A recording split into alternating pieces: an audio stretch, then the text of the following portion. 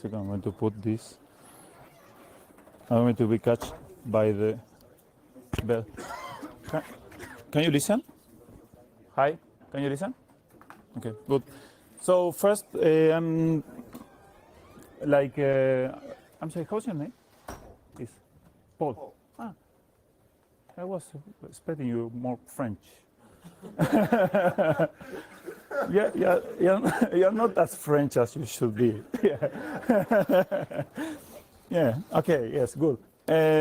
Thanks, Paul. Yeah. Like Paul said, I am here in behalf of Ofrai.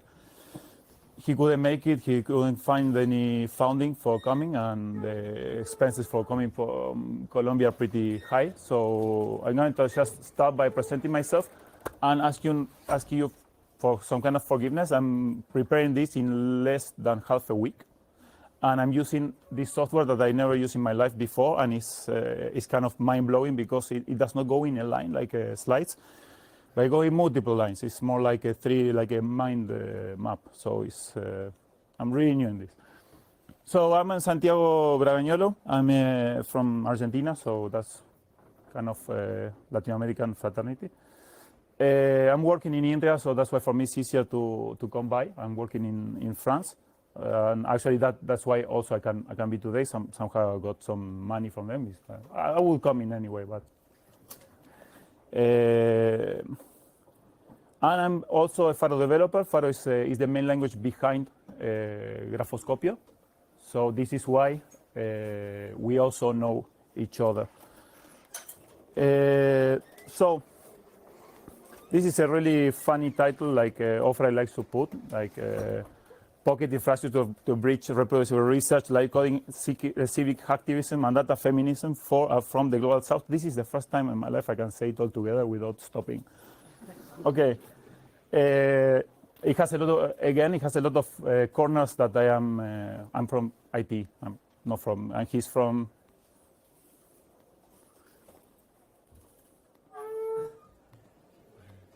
Yeah, arts and humanities and design and creation. So, well, minds work completely different. So first, what is the Graphoscopio? Is a tool that is focusing in what we call reproducible research.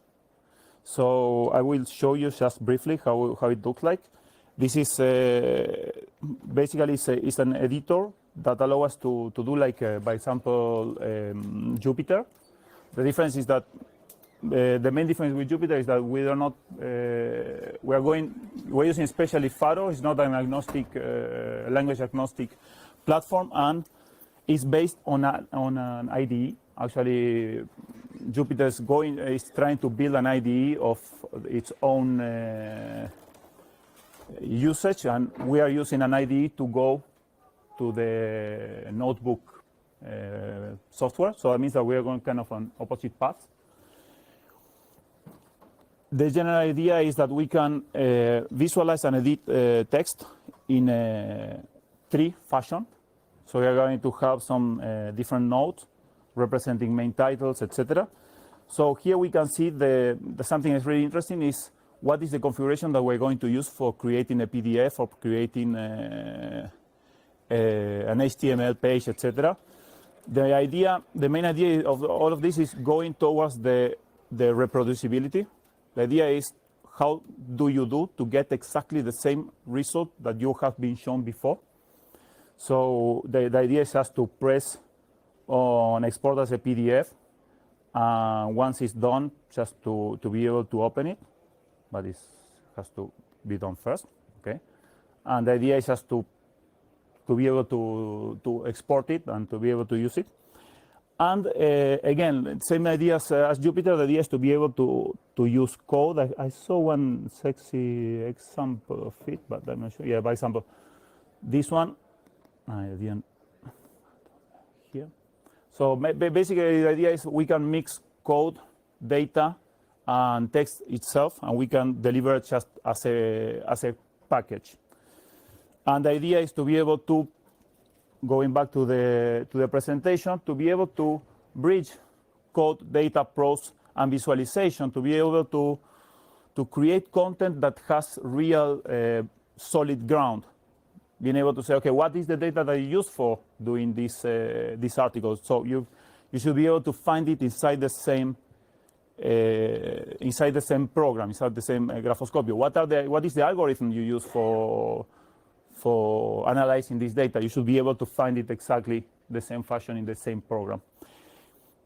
So the idea is to be able to, again, put all the things together so you can analyze the prose, you can analyze the text, you can easily jump to the data or to the algorithms and be able to match and understand what's happening. What is the conciliation in between the information that you're reading, that you're getting, and the real data behind and the way of analyzing it. So the idea of this in general is then to bring what we call the scientific method, basically because I suppose this is not something that is weird for anybody here.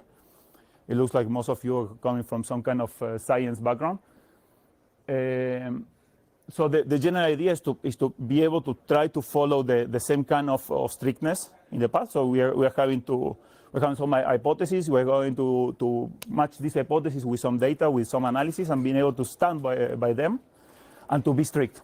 No, because nowadays we can find hoaxes everywhere. We can find a lot of text that, I know, you just have to open the newspaper and look at the fancy statistics. It's really hilarious sometimes. And then they never explain you about the, I don't know, standard deviation of the population, of the amount of population, how many, yes, 90% of how much. Everybody from the same neighborhood, probably. So the idea is to bring this kind of tools, this kind of way of working, and for helping activism in general. That is the off-right main domain.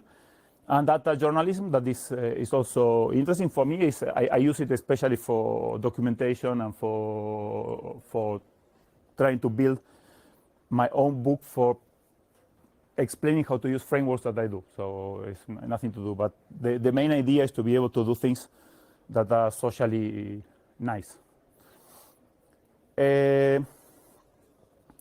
So in the idea is, I'm going to show you a bit on I have two,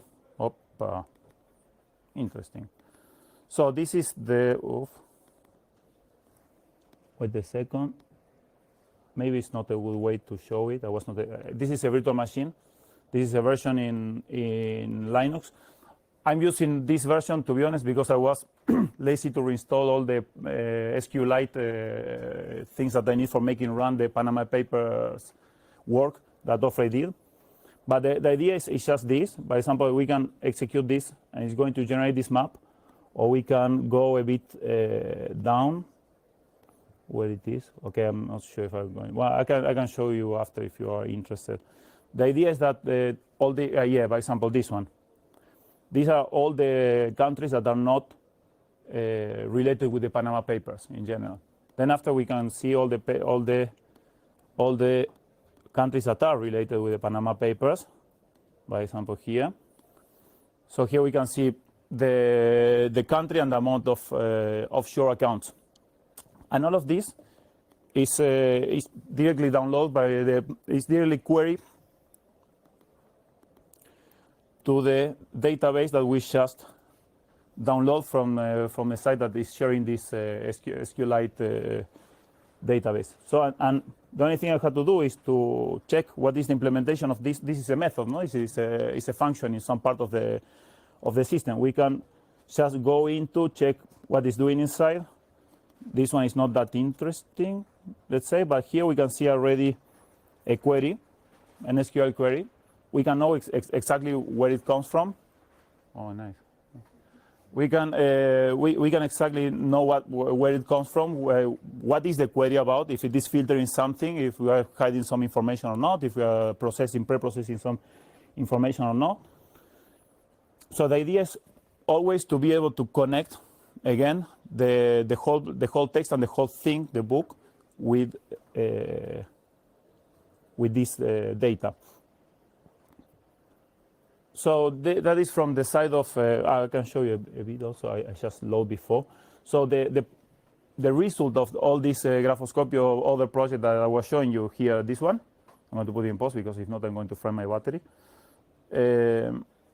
The outcome is is this, after some design of the HTML export, is this nice blog article that has here the same map that we just generated before with Graphoscopio, and that it explains how to get the queries, how to modify the queries. So he's always in the work. We're trying to put together what is our conclusion, how do we do, how you are able to repeat it. So the idea is then to be able to bring some technological usages, some coding practices into what we call the activism in general. For activism, we're understanding in general citizen engagement. So trying to help to disclose this kind of information, to explain what this information means. None of the leaks it wasn't information easy to grasp. No, we have a lot of big database with a lot of data, but not really much information. So the idea is how do we do to bring that to the people? So that is what we call to be a digital citizen. So digital citizen again is, and this actually all this project is about being hacktivist, because actually Graphoscopio is not only the tool but also the people that is behind. For example, this is a Data Week workshop. The Data Week workshop was a workshop in Bogota, in Colombia, that it was about gathering people from philosophy, from journalism, from medicine, teach them how to use the tool, help them, asking to help to interact in order to get a bit empowered and being able to code themselves and modify themselves the code of the same tool, of the things that whatever thing they need, and being able to create their own things. So this leads us to the other to the next part, that is all this empowering the user for being able to be also a coder, for being able to interact with the thing without being in a kind of a black box or in a way where we are kind of in a power relationship, no, in between the person that is able to do the change and the person that needs the change. So that leads us to what we call data feminism. Data feminism is a term that was developed by women, so it's okay, we can say it. No, really. No, if it was said by men, I wouldn't have to propose to agree with it. But so the idea is how to use the general proposal of data feminism. I don't know if you are aware of this definition. Is to use the semiotic and philosophical devices of intersectional feminism. So to use the understanding, the deconstructive power of intersectional feminism to understand the power relationships in the data and in the things that we are creating. So this is empowering. This is trying to break the user-developer polarization, the existence of something that you can execute and something that you can edit, and it's never the same. So you cannot really mutate it. You cannot really do the changes that you need. Probably, if you at some point in your life you needed some specific feature in some software, you already passed by this pain, regardless if you are a developer or not. Because maybe you are a developer, but it happens that you are a user of this tool, and this feature is never there. So this is what we call in general data feminism. There is a nice article behind, and we contribute with Graphoscopio to transform it into a PDF offline. What takes us to, this is so hard, to Pocket infrastructures. That is one of the nice things of nice ideas of Graphoscopio. The idea is you just download one thing, that is the Graphoscopio tool, and that's all. You don't need to install any server. You don't need to install nothing. And one of the main concerns is offline first. This is again, this is a tool from and for Global South. Global South. Are you aware of what it means in general? Great. I was not aware, so So the idea is in South America you don't have all the time or in everywhere all the time internet connection. So how do you do? So if you cannot have an internet connection, you cannot write. You cannot get information. You are not you're like a second-class citizen. You know. So how do you do to take these kind of things in account and think and taking it in account for the decision of what is the architecture and how do you do to deliver something that the people can use without having to have a master degree for being able to install weird stuff, for being able to go through a lot of weird configurations. Me, myself, that is my job to install things. Just for having latex, pandoc, things working properly, it was already a challenge. I mean, I spent like one day. And I do this all the time for my job. So for a person that has no knowledge about that, it should be really complex. So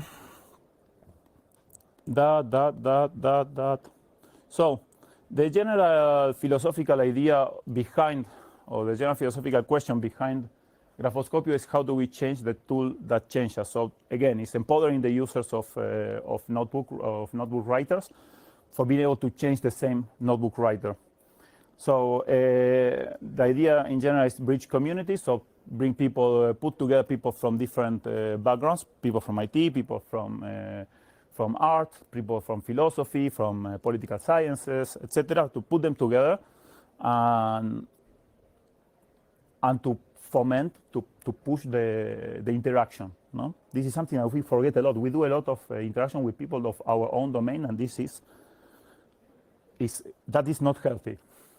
Just mentally, it's not healthy, and for the possible, I mean, as a creativity is bad. It goes against creativity in general. In practices, what we do is to plan workshops, to teach people how to use, to help people in using it and in changing, modifying, in other things.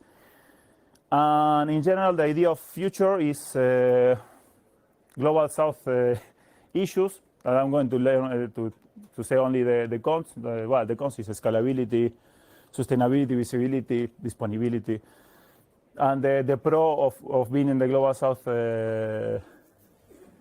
according to Offride, is nice, is that since we are always behind, we have always the chance of watching what the things, where the things went wrong and try to do it as well. And well, then, well, okay, more technical stuff like code quality and UI, etc. So well, that's it.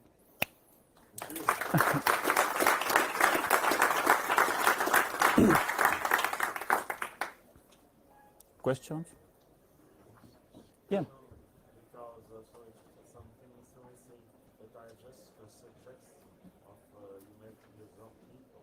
I see for me computer side and also internet is becoming awkwardly complicated. Yeah. So for me, it's when I have a site, internet site, and I want to read it with Confront or PDF. Also, I have only an alternative. One point is good text, but very poor text, only the same character and so on, with Ctrl-C, Ctrl-V, factual observes, of too complicated text, so difficult. So an attention to disabled people with this kind of thing of internet becoming something horrible. You understand? Yeah, and I completely agree. I have my way of thinking that is each time that we enhance. Yes, sorry. Okay. Well, actually, it was not a question. It was mostly like pointing the fact that internet makes the things more complex. Actually, I completely agree, and I think that also gives a wider arena for creativity. It's like before we had only monks writing, then we have printing. We started to have some printing device, and yeah, when there was some printing device, probably there was a lot of people that should not be allowed to write that was writing, And the same nowadays, we have internet where a person that knows just how to type is able to write and waste your time when you're looking for something in the internet. But by the other hand, you have a lot of people that before was not able to have this means for writing, and now has the possibility. So I mean like in a dilemma too.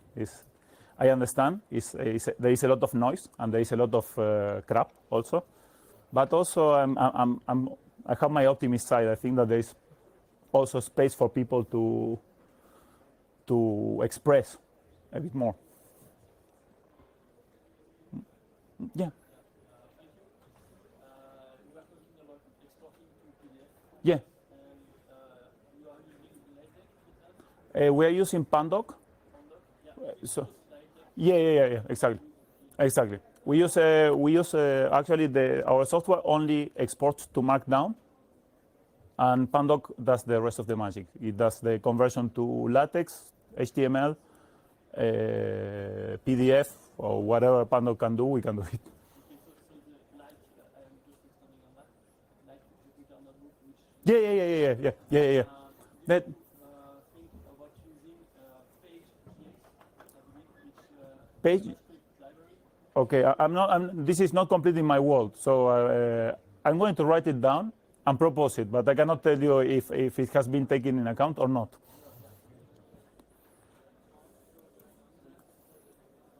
So again, what is the name? Page. Like this? Okay. .gs. Like this. Paged. Okay, come like a past tense. Okay, great.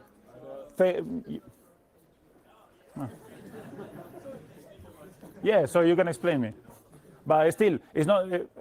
I'm just a newcomer, so I cannot. I can exchange a favor because I already did this presentation. So, but yeah, thanks for. Good, great, thanks. This is a community, nice, beautiful. Really. That's it? Okay, good. Well, thank you.